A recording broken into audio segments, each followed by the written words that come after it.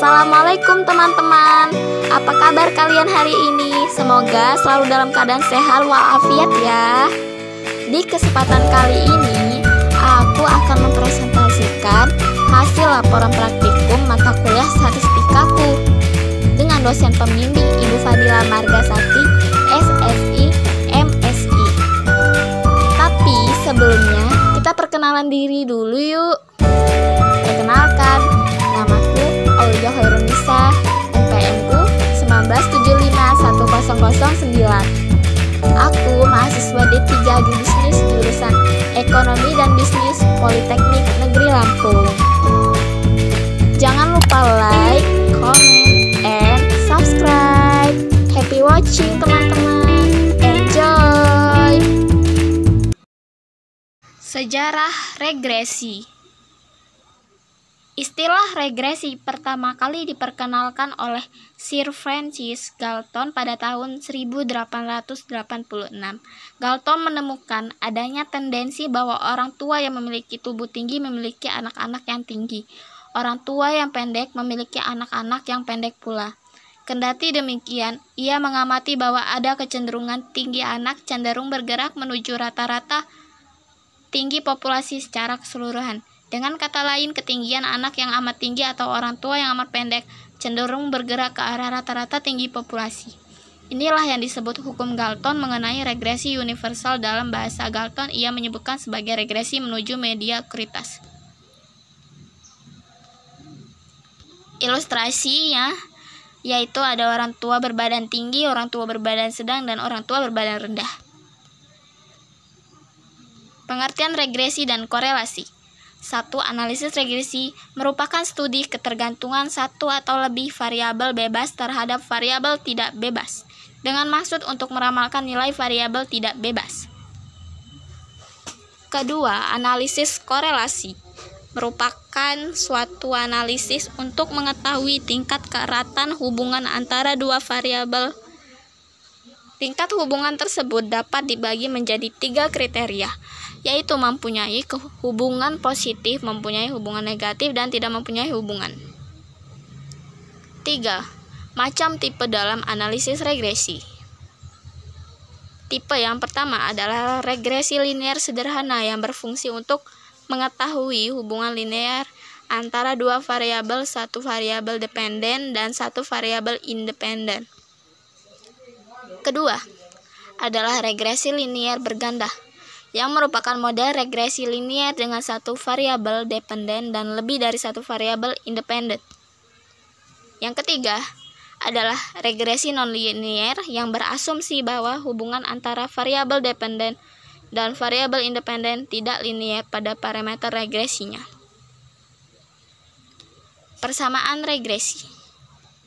Dapat dihitung persamaan regresi linear sederhana, yaitu Y sama dengan A plus B X plus E, dengan keterangan Y sama dengan nilai yang diramalkan, A sama dengan konstanta, B sama dengan koefisien regresi, X sama dengan variabel bebas, E sama dengan nilai residu.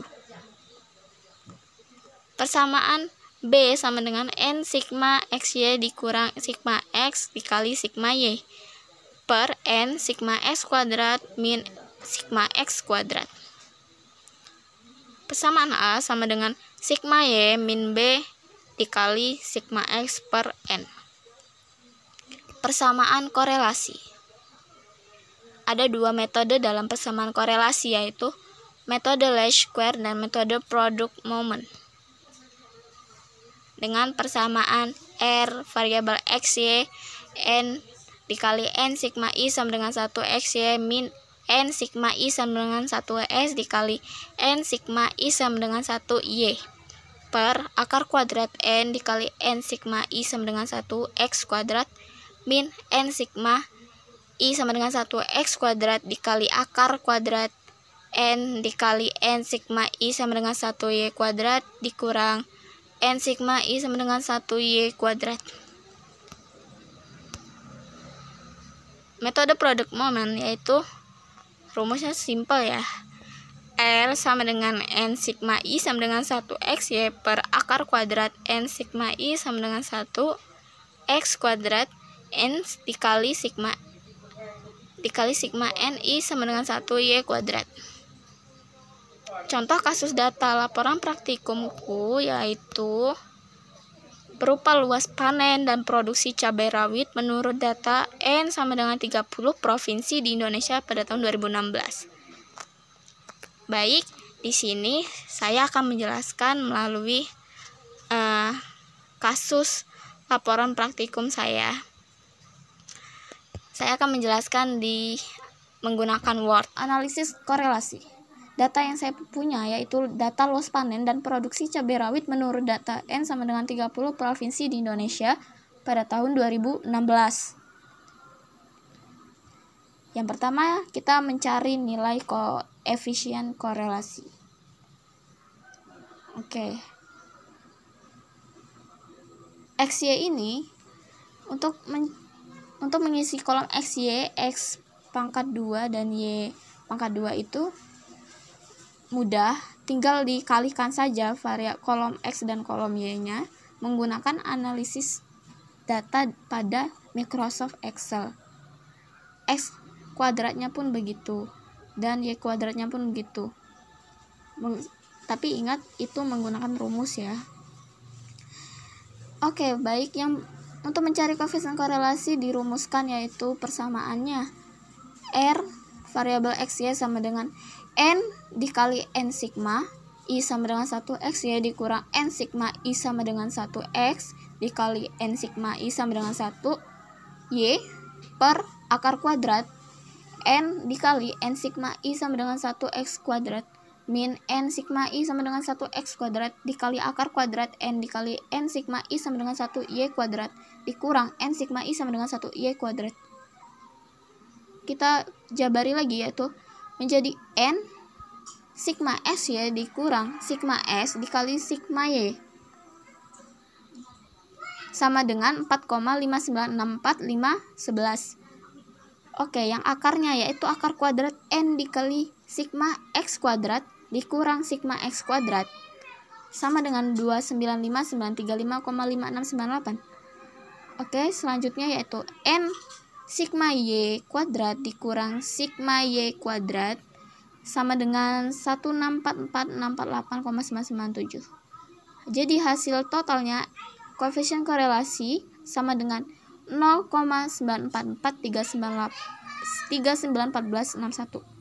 Jadi besar koefisien korelasi R adalah 0,944391461. Artinya hubungan antara produksi Y dan luas panen cabai rawit X tinggi atau kuat. Arah hubungannya yaitu positif. Yang kedua, analisis persamaan regresi. Dirumuskan B sama dengan N sigma XY dikurang sigma S dikali sigma Y per N dikali sigma X kuadrat dikurang sigma X kuadrat. B sama dengan N 30 sigma XY totalnya adalah 19,322.134,663 dikurang sigma X tadi totalnya adalah 133,048 dikali total dari sigma Y itu adalah 902.074 per N-nya tadi adalah 30 dikali sigma X kuadratnya tadi adalah totalnya 3,509.321.060 dikurang sigma X kuadratnya adalah totalnya 133,048 kuadrat. Hasilnya adalah 5,2484. Untuk mencari nilai A-nya, A sama dengan sigma Y min B dikali sigma S per N. A sama dengan total dari sigma Y-nya yaitu 902.074 dikurang B-nya tadi adalah 5,2484, sigma X-nya tadi adalah 133.048, N-nya adalah sama dengan 30. Sama dengan 6,7928. Oke, untuk mencari nilai Y prediksi adalah rumusnya yaitu Y sama dengan A plus B plus E.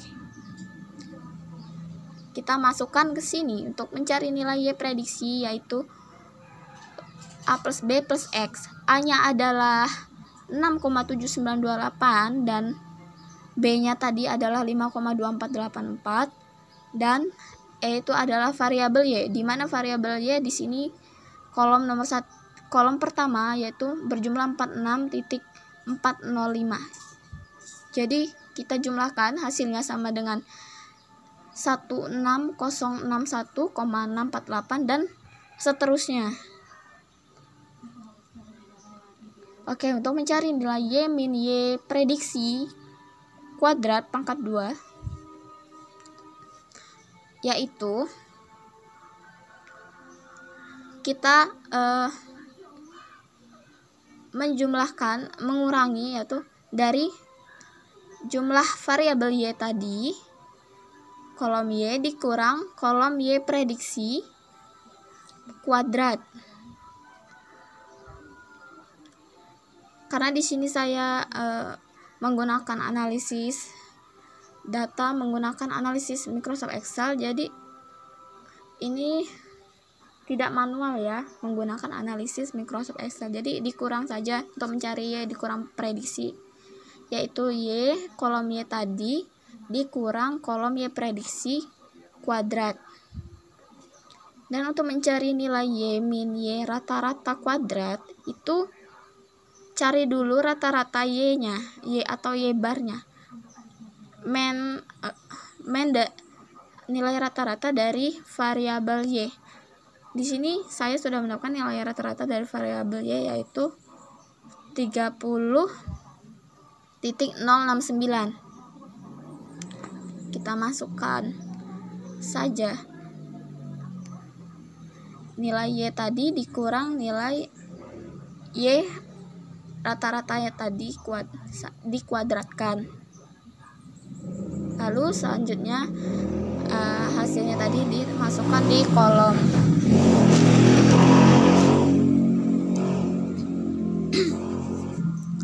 Untuk mencari koefisien determinasi, dirumuskan persamaannya itu R kuadrat sama dengan 1 min sigma Y min Y kuadrat per sigma Y min Y bar kuadrat.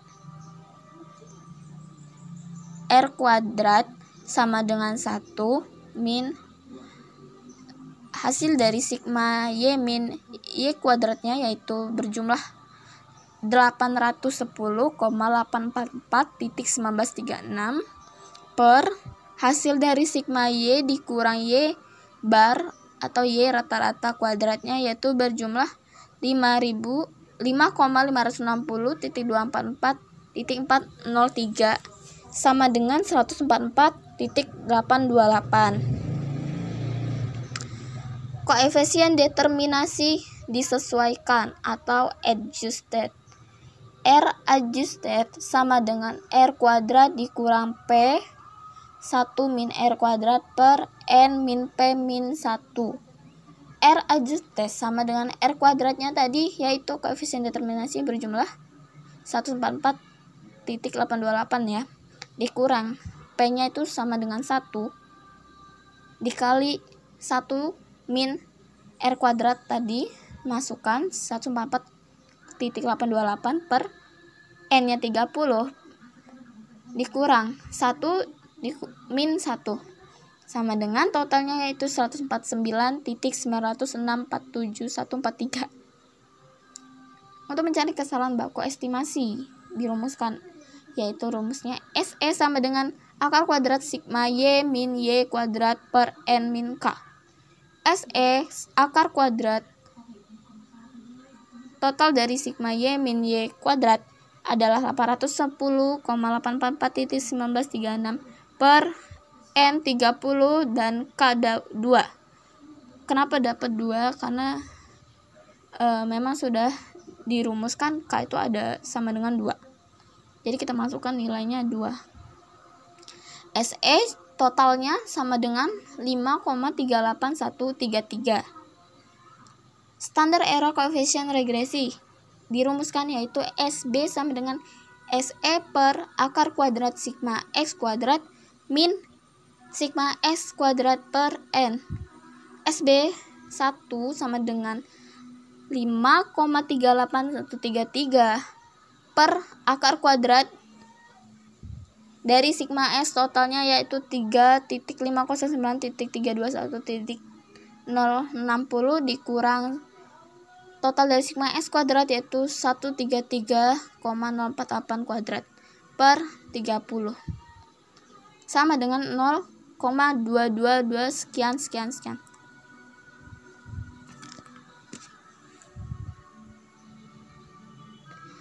Untuk mencari hipotesis dan uji F secara simultan, uji F digunakan untuk ketepatan model apakah nilai prediksi mampu menggambarkan kondisi sesungguhnya. HO sama dengan diterima jika F hitung kurang dari atau sama dengan F tabel.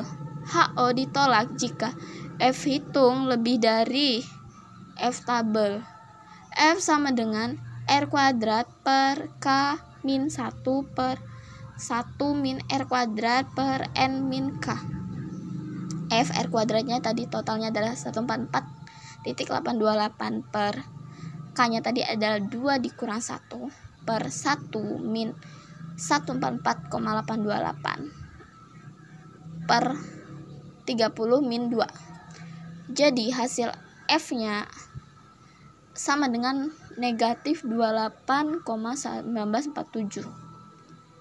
Karena F hitung negatif 28,1947 lebih dari F tabel yaitu 4,1959, maka persamaan regresi dinyatakan baik atau good of fit. Untuk mencari hipotesis dan uji tes secara individu yaitu digunakan untuk mengetahui pengaruh variabel bebas terhadap variabel tergantung. HO diterima jika T hitung kurang dari atau sama dengan T tabel. HA sama dengan ditolak jika T hitung lebih dari T tabel. Rumus dari T hitung sendiri yaitu T hitung sama dengan BJ per SBJ. T hitung sama dengan BJ tadi adalah hasilnya yaitu 5,2484. Sedangkan SBJ-nya yaitu 0,222. Bisa dilihat hasil yang di atas tadi yang sudah kita hitung itu tinggal dimasukkan saja ya. Jadi hasilnya totalnya yaitu sama dengan 23,620. Karena T hitung berjumlah 23,620 lebih dari T tabel yaitu 2,048, maka HA diterima ada pengaruh luas panen terhadap produksi. Baik, itu saja penjelasan yang dapat saya sampaikan.